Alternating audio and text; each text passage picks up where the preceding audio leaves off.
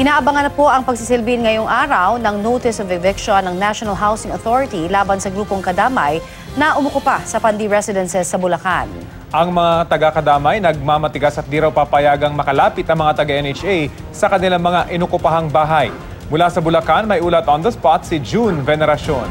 June? Rafi at Connie, nandito kami ngayon sa Pandito, isa sa mga resettlement area ng gobyerno dito sa Bulacan na inukupahan nga ng grupong Kadamay. Kapansin-pansin na dito sa Pandito nakasentro ngayon ang grupong Kadamay. Di tulad noong nakarang linggo, mas marami ngayon ang mga miyembro ng Kadamay na nandito sa Pandito. Dinagdagan pa ang mga inilatag na bakod. Naglagay na rin ng sariling gate ang Kadamay. Dito lang pwedeng lumabas at pumasok. Ang inaabangan ngayong araw ay ang pagsisilbi ng Notice of Eviction ng National Housing Authority laban sa Kadamay. Pero nagmamatigas pa rin ang Kadamay, hindi daw sila papayag na makalapit sa kanilang mga inuukupahang bahay ang NHA. Hanggang sa barikada lang daw nila papayagan ang NHA. Nakasaad sa ihahaing eviction notice na mayroong 7 araw ang Kadamay para umalis. Ang Bulacan PNP maghihintay lang daw ng utos kung sakaling kailangan ng gumamit ng puwersa para paalisin ang Kadamay. Sa tala ng NHA, nasa mahigit 4,000 na bakanting government housing unit ang okupado ngayon ng Kadamay. Mahigit 1 linggo na ang problemang ito, problema na nagsisilbing hamon sa gobyerno.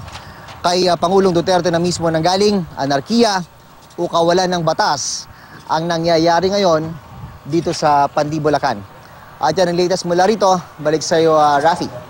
So June, within 7 days, wala tayong inaasahang puwersahang pagpapa-evict sa kanila. Pero pagkatapos ng 7 days na yun, June, ano raw mangyayari?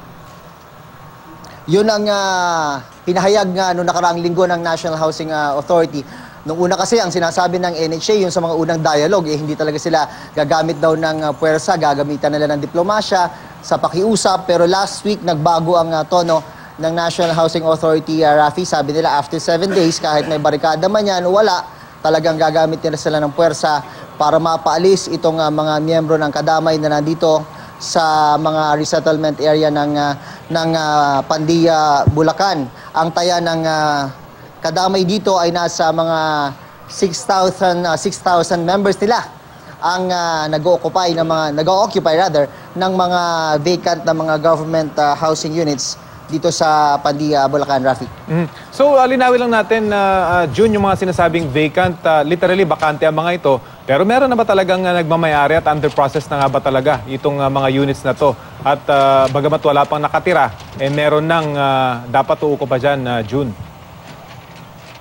Sa mga vacant, Rafi, gusto lang talagang linawin ng mga otoridad na hindi ibig sabihin na walang nakatira ay walang may-ari. Ang sistema po ng pagkukonstruct ng mga government project ay itatayo yan kapag meron na talagang na-identify na beneficiaryo. So hindi po ibig sabihin na bakante yan ay wala po nagmamay-ari. Actually, yung mga ibang na-occupy dyan na Rafi ng Kadamay ay bakante nga, pero yung totoong may-ari niyan ay tuloy-tuloy pa rin yung paghuhulog dahil sa kanya nga nakapangalan ang unit na yan. May nagkakaroon lang ng problema dun sa mga ibang units dahil may mga housing projects dito, Rafi, na talagang kulang pa yung utilities. Walang tubig, walang kuryente. So ina-admit naman ng National Housing Authority dyan na nagka-problema sa aspetong yan. Pero ulitin lang natin, hindi po ibig sabihin na walang nabakante ay wala pong may-ari.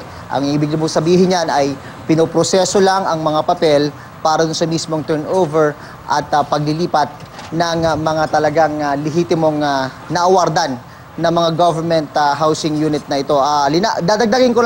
Idadagdag ko na rin din na Rafi, hindi ito issue lang about pabahay dito, kung sino yung mga naagawan, kasi ang sinasabi ng mga lehitimong may-ari, parang typical talaga na naagawan sila rito. Meron din tayong concern dito bilang mga ordinary taxpayers dahil mga pinapagawa po ng mga government project na yan ay meron po tayong kontribusyon dyan. Kaltas po sa buwis natin yan. Kaya hindi po pwede sabihin na confine itong issue sa kanila, yung mga may-ari na yan at mga nag-uukupa rito at ng gobyerno. Tayo rin po, meron po tayong concern dito dahil nanggagaling sa ating mga bulsa ang ipinantutos sa mga proyekto na yan. Rafi. So June, within that 7-day period na kumbaga grace period ito, meron namang dialogue. Open naman na yung dialogue yung grupong Kadamay at meron din bang individually nakikipag-dialogue dun sa mga pamilyang nag-occupy dun sa mga units sa mismo, June? Dialogue, tuloy-tuloy yun na Rafi, na-witness natin yung mga ibang dialogue na ginanap dito sa mga resettlement area na ito. Nakakalungkot lang dahil sa mga ibang pinatawag na dialogo ay wala pong dumating mula sa mga hanay ng kadamay. Noong nakarang linggo, nakausap natin yung isa sa kanilang mga leader dito sa Pandito.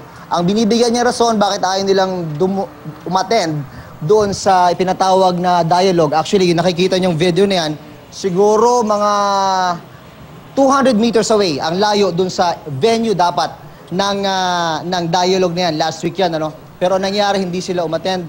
Ang binibigay na dahilan ng leader ng Kadamay, Rafi, ay ayaw nila iwanan itong mga inoccupy nila rito ng mga housing units dahil para sa kanila, pag tumunta sila dun sa dialogue area, pagbalik nila, baka wala na daw silang babalikan dito sa kanilang inukupahan. Rafi. Yes, June, si Connie ito, no, meron lang akong pahabol na tanong. Nauna nang nabanggit kasi ng ilang mga miyembro ng Kadamay sa ilang mga interview no, last week na hanggang sa gumamit na nga daw ng dahas ay hindi sila lilisan dyan. So ito ba ay sentimiento ng iilan lamang sa kanila o ng lahat ng nandyan na talagang kahit na gumamit na ng dahas ay makikipaglaban sila doon sa mga otoridad? Sa mga nakakausap natin, pasensya na Connie, hindi ko naabutan konti yung unang bahagi ng iyong katanungan, pero doon sa gitna hanggang dulo. Well, ang sa mga nakakausap natin dito, Connie, ay isa lang naman sinasabi nila. Hindi naman talaga nila sinasabi talaga na, at least yung iba, na hindi nila sinasabi makikipaglaban, pero hindi daw sila aalis. Dahil para sa kanila, karapatan nilang makakuha ng pabahay ng gobyerno. Although yung iba din naman, Connie, inaamin naman nila na talagang para sa kanila, mali yung kanilang ginawa. Pero ano daw ito, desperation act of desperation. Kung yun yung pwede nating makuhang impression mula sa kanilang mga pananalita. Kasi for the longest time, ang sinasabi nila, napabayaan sila, nag-try din silang dumaan sa proseso, pero hindi daw sila napagbigyan ng gobyerno. But then again, mahirap pa rin talaga i-justify ang ganitong mga klaseng gagawain. Ay, kukote ko lang yung isang opisyal dati ng sundalo na umattend sa isang dialogue. Sabi niya, pumasok po kayo sa bahay ng iba, isa lang po ibig sabihin yan. Parang ninakawan niyo po yung totoong may-ari ng bahay na yan. June, na tayo ay kumbaga parang nakafocus lamang no, dito sa may Pandibulacan. Pero nabanggit na nga rin, ano, may iba ring mga naukupa na mga lugar ang Kadamay. Ano? Meron ba tayong balita naman ukol doon sa ibang mga lugar na yon? Ano ba ang stand din na ginagawa para naman maprotektahan yung mga tunay na may-ari ng mga bahay? Connie, sorry, ayos lang natin yung signal natin konti. Sige, pakiulit, Connie, sorry. Yes, June, can you hear me? June, naririnig mo ko? Medyo choppy, Connie. Isang ulit na lang kumare. Oo.